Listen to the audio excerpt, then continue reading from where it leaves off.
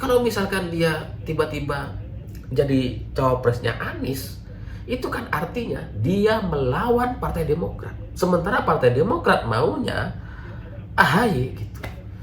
Jadi nggak ada jalannya bagi Hovifah untuk menjadi cawapres dari Anies Baswedan, karena ini menyangkut soal posisi dia di Jawa Timur terkait dukungan dia ketika menjadi calon gubernur Jawa Timur gitu. Jadi nggak ada jalannya gitu. Makanya kemudian bagi Hovifah, ya secara partai dia nggak bisa karena didukung sama Pak Dekarwo. Di sisi lain, kalau kita melihat survei-survei yang ada, Anies kan kecil sekali peluang menangnya, rendah gitu.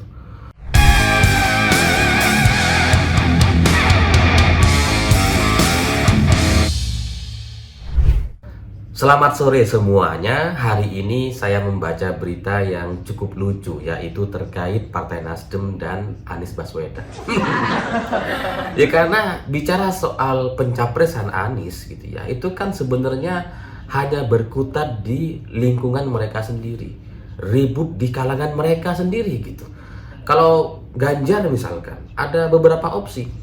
Ada Sandiaga, ada Erik, ada Andika Perkasa sebagai cawapres, Ma'ruf Amin bisa juga gitu ya, Mahfud MD. Jadi ada banyak opsinya. Ibarat orang mau makan itu di meja itu ada banyak jenis makanan gitu. Bisa pilih yang mana saja.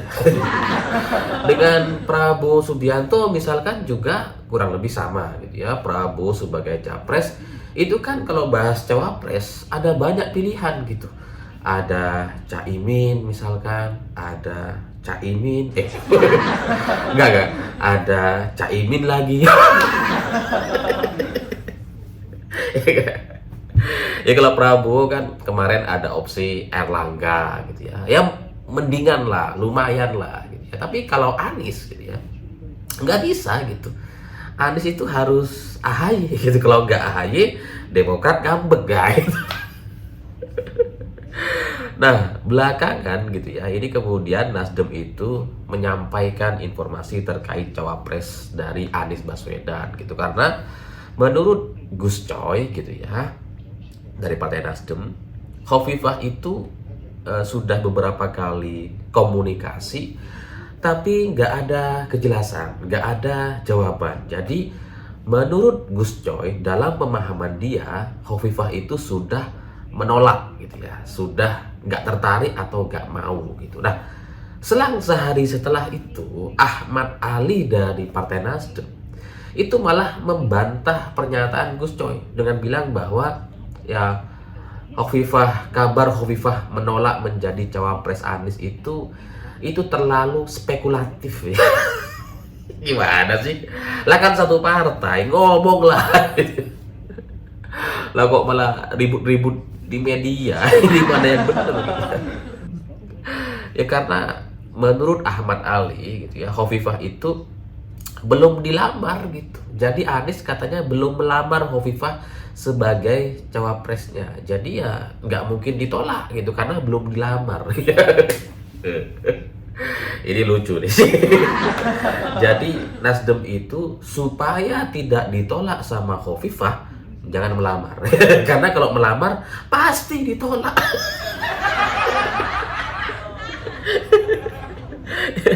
Jadi sudut pandang antara Gus Coy dengan Ahmad Ali itu bagi saya adalah sudut pandang dari dua orang yang kayaknya berbeda adat dan kebudayaan gitu.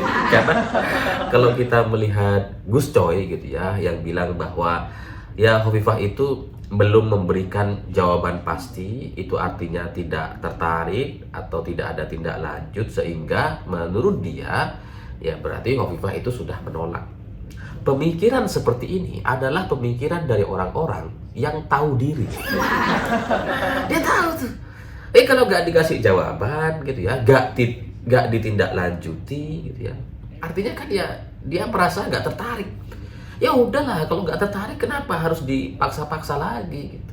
Lalu udah jelas jawabannya. Justru kalau terus diajak lagi, dikomunikasikan lagi, ketemu lagi, itu menunjukkan bahwa Nasdem jadi seperti orang yang nggak tahu diri.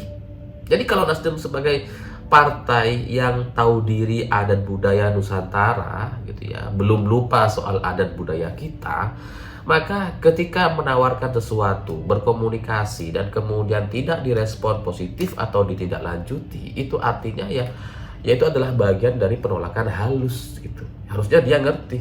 Nah, sementara Ahmad Ali ya nggak tahu, mungkin dia kelamaan gaul sama Anies Baswedan yang nggak tahu diri. Jadinya ya menganggap bahwa enggak kok, Hovifah itu belum menolak karena belum kita lamar. Ya ngapain gitu ya, dalam proses lamar melamar kan sebenarnya memang sudah ada proses pendekatan sebelumnya. Ada apa ya, ada orang yang diutus untuk menilai keseriusan atau kesudian orang yang akan kita lamar, kan biasanya gitu. Kalau kita ngelamar perempuan juga kurang lebih sama kan. Kita kan utus orang keluarga untuk datang gitu ya, bisa serius atau enggak. Kalau ada jawaban yang lampu hijau ya kita bisa menyambut dan sebagainya. Itu artinya ya kita bisa datang untuk melamar. Tapi kalau jawabannya misalkan, oh enggak, anak kami ini masih harus sekolah, oh anak kami ini sudah ini dijodohkan misalkan, atau oh enggak, anak kami belum tertarik untuk tunangan atau dilamar, itu kan ya penolakan gitu. Memang tidak secara verbal disampaikan bahwa enggak, saya menolak lamaran Anda misalnya, enggak gitu ya, tapi ada alasan-alasan lain yang bisa kemudian disampaikan dan itu menjadi bagian dari penolakan. Dan kayaknya itulah yang disampaikan sama Hovifah sebelum-sebelumnya gitu ya. Ya mungkin Hovifah bilangnya ya mau istikharah dulu ya kan. Tapi setelah sebulan, 2 bulan nggak ada jawaban terkait hasil dari istikharahnya, itu kan menunjukkan kalau Hovifah ya nggak tertarik, atau hasil istikharahnya jelek misalkan sama Anies. Jadi ya nggak dibilang gitu. Jadi dari sini gitu ya, yang benar menurut saya adalah Gus Coy gitu. Dia benar tuh, logikanya benar. Kalau Hovifah tidak memberikan jawaban dan tidak kunjung menindaklanjuti obrolan sebelumnya, berarti itu adalah bagian dari penolakan halus gitu. Sementara Ahmad Ali kalau mau tetap ngelamar gitu ya, tetap maksa, ya itu kan jadinya malu-maluin gitu ya. Lawak jawabannya udah ada sebelumnya, ngapain masih datang. Tapi di luar itu, saya melihat soal Hovifah ini sebenarnya masih cukup terikat dengan Demokrat. Jadi kalau Hovifah mau menjadi cawapres dari Prabowo Subianto atau Ganjar Pranowo, itu masih bisa, adalah jalannya, ada pintunya itu gitu ya. Tapi kalau sama Anies, ini pintunya antara hidup dan mati gitu. Pilih hidup atau mati gitu kan. Karena Hovifah ini kan sebenarnya adalah calon gubernur 3 kali. 2 kali kalah, 1 kali menang. 2 kali kalah ini Hovifah kalah oleh calon dari Partai Demokrat, yaitu Pak Dekarwo. Kalah 2 kali dia. Ya katakanlah kalahnya karena dikerjain dan sebagainya, pokoknya kalah deh gitu ya, kalah 2 kali. Yang ketiga kali dia bisa menang dan jadi gubernur Jawa Timur seperti sekarang, itu karena si Pak Dekarwo lawannya itu mendukung Hovifah gitu. Ibarat Prabowo gitu ya, sudah 2 kali kalah. Oke, kita dukung, nggak bisa ya. Prabowo. Ibarat Prabowo gitu ya, 2 kali kalah terus didukung sama Pak Jokowi gitu. Akhirnya menang, mungkin ya bisa dianggap seperti itu. Tapi kalau soal Prabowo nggak bisa gitu karena beda partai. Tapi kalau Hovifah ini memang di Pilgub lalu itu diusung sama Demokrat dan Golkar. Ya ada Nasdem dan P3 dan PAN juga gitu ya. Tapi yang paling besar itu kan kursinya Golkar sama Demokrat, dan ya kalau di Jawa Timur itu ya gitu ya, ada PKB biasanya paling besar dan PDI Perjuangan. Tapi itu kan dukung Gus Ipul waktu itu. Nah, Hovifah itu salah satu kunci kemenangannya adalah didukung oleh lawan politiknya yang sudah mengalahkannya 2 kali, yaitu Pak Dekarwo. Dan Pak Dekarwo itu adalah Ketua DPD Partai Demokrat Jawa Timur. Jadi kalau Hovifah kemudian maju sebagai cawapres dari Anies Baswedan, ini secara hitung-hitungan dia mematikan langkah dia sendiri. Oh, dia didukung sebagai calon gubernur gitu ya. Kalau misalkan dia tiba-tiba jadi cawapresnya Anies, itu kan artinya dia melawan Partai Demokrat. Sementara Partai Demokrat maunya AHY gitu.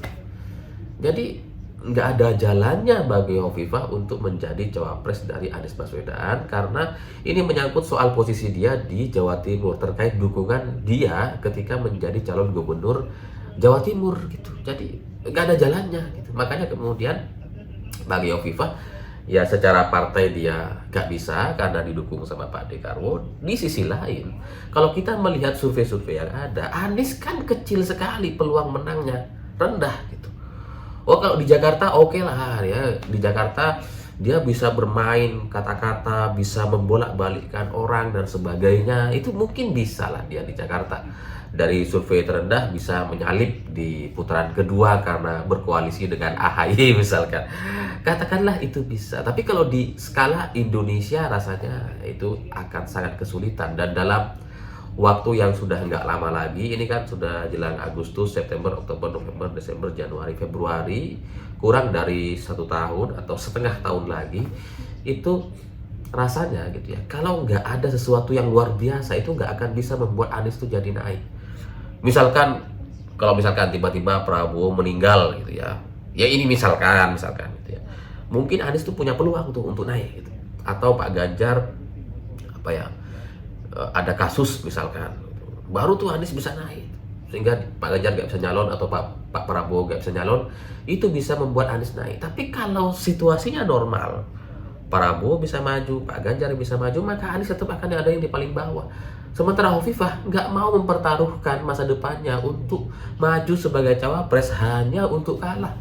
Ngapain ikut sama Anies dan potensi kekalahannya besar sekali. Itu kan ibarat kita investasi, tapi kita udah tahu dia akan rugi. Ngapain? Mending tidur aja. Hovifah juga sama. Daripada maju cawapres dan kalah, lah kok mending di Jawa Timur aja. Pasti menang lagi kan di periode selanjutnya. Kan kita mau pilkada gitu kan.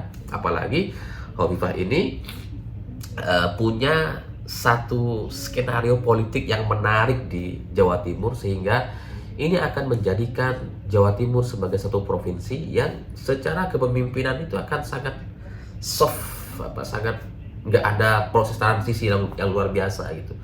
Saya sudah dengar cerita itu, tapi ya nanti aja kalau itu sudah terjadi. Jadi ya buat Anies sudahlah, ya, AHY aja, AHY yang terbaik, AHY cawapres terbaik, sudah segera umumkan gitu. Kita siap untuk mengalahkan. Saya pikir itu. Terima kasih sudah menonton. Begitulah kura-kura.